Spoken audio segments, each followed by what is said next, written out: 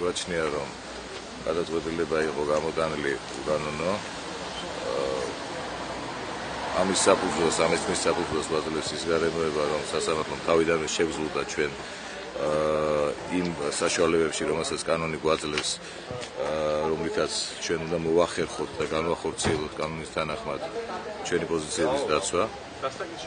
ეს კონკრეტულად გამოიხატა იმ მტკიცებულებებში, რომელიც აუცილებელი იყო ჩვენი პოზიციების დასამტკიცებლად, ჩვენს მიერ მიღებული გარემოებების დასამტკიცებლად. ამასთან მიმართებაში თქვენთვის ცნობილია, რომ ჩვენ ვითხოვდით არჩევნების შედეგების ბათილებას აბაშის საარჩევნო ოლქის ყველა უბანში.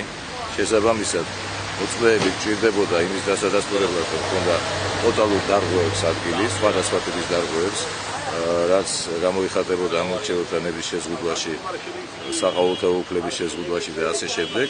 და ბუნებრივია, ამასთან მიმართებაში უნდა ყოფილიყო საკმაო რაოდენობის მოწმეები უბნების მიხედვით, რომ დაედასტურებინათ დარღვევები.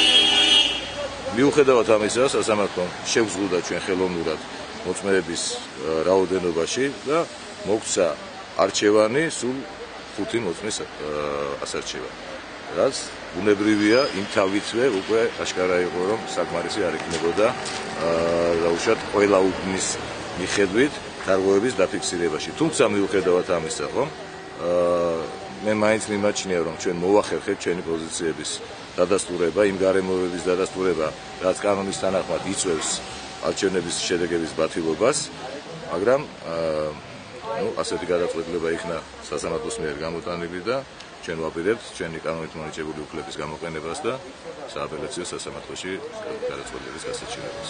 სასამართლო გაიმართა სრულიად არათანაბარ პირობებში, არ იქნენ დაკითხული ჩვენი მოწმეები, დაკითხული იქნა მხოლოდ 5 მოწმე, მიუხედავად იმისა, რომ იყვნენ ძალიან ბევრი მოწმეები, ეს მოწმეები ადასტურებდნენ ფაქტებს, რომ წინა საარჩევნო პერიოდში იყო დაშინების მუქარის ფაქტები, ასევე იყო მოწმეები, რომლებიც ადასტურებდნენ მოსყიდვის ფაქტს, ასევე იყვნენ მოწმეები, რომლებიც ადასტურებდნენ უშუალოდ უბნებზე დარღვევების ფაქტებს, თუმცა აღნიშნული მოწმეები არ იქნენ დაკითხული სასამართლო პროცესზე.